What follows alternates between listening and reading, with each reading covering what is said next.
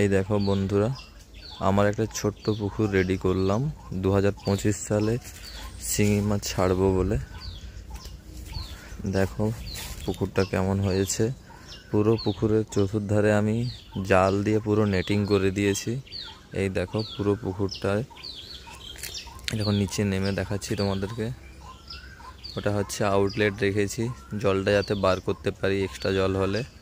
এই দেখো পুরো পুকুরটাতেই ভালো করে নেটিং করে পুরো পাড় ঘেরে করে দিয়েছি, যাতে কোনো সাপ ব্যাঙ বা কোনো রকম কোনো পরজীবী যাতে না ঢুকতে না পারে। আবার এর ওপরেও 2-4 দিন পরে একটু নেট দিয়ে দেব, যাতে ওপর থেকে পাখি বা কিছু যাতে না ঢুকতে না পারে। আর কেননা শিঙি মাছের সবথেকে গুরুত্বপূর্ণ হচ্ছে যে বাইরে থেকে যদি পাখিরা এতে পড়ে তো অনেক ক্ষতি করে দেয় চাষে।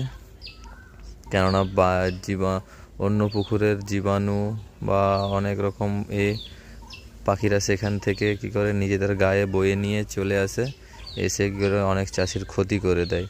সেই জন্য ওপরেও নেট দিয়ে দেব, ভালো করে দিয়ে পুরো ঘেরে দেব। এইটা হলো আজকের প্রথম আপডেট আমার 2025 সালের নতুন। অনেক দিন পরে একটা ভিডিও করলাম, দেখুন কেমন হয়েছে। যদি কোনো হয় তাহলে মাফ করবেন। দেখুন নতুন একটা ভিডিও।